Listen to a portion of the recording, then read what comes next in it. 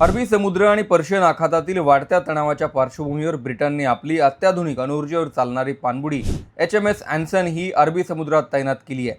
ही पाणबुडी ॲस्ट्यूट class submarine प्रकारातील असून तिच्यामध्ये स्टील्थ म्हणजे रडारपासूनही स्वतःला लपवण्याचं तंत्रज्ञान असल्यामुळे शत्रूला या पाणबुडीचा अंदाजही लावता येत नाही।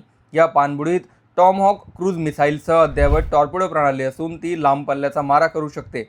या तैनातीमागचा उद्देश स्ट्रेट ऑफ हॉर्मुझ परिसरात समुद्री मार्गांची सुरक्षा सुनिश्चित करणे आणि इराणच्या युद्धनौकांवर लक्ष ठेवणे असा सांगितला जातो। याचबरोबर ब्रिटनने अमेरिकेला आपल्या महत्त्वाच्या लष्करी तळांचा वापर करण्याची परवानगी दिली आहे।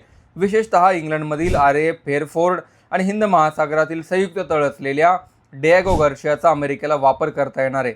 या तळांचा वापर करून अमेरिकेला मध्य पूर्वेत जलद लष्करी कारवाई, हवाई हल्ले आणि लॉजिस्टिक सपोर्ट देणं सोपं होईल। ब्रिटनचे पंतप्रधान किम स्टार्मर यांनी याआधी युद्धात पडण्यासाठी नकार दिला होता, मात्र भूमिकेत बदल करत लष्करी तळ वापरायला परवानगी सोबतच पाणबुडी तैनात करणं यामुळे युद्धात ब्रिटनची एंट्री निश्चित मानली जाते। ब्रिटन हा नेटो सदस्य आहे आणि नेटो सदस्य या युद्धात मदतीला येत नसल्यामुळे डोनाल्ड ट्रम्प यांनी अनेकदा नाराजी व्यक्त केली होती। तुम्हाला काय वाटतं, नेटो सदस्यही आता या युद्धात पडू शकतील का? तुमचं मत कमेंटमध्ये जरूर लिहा। आम्हाला फॉलो आणि सबस्क्राईब करायला विसरू नका।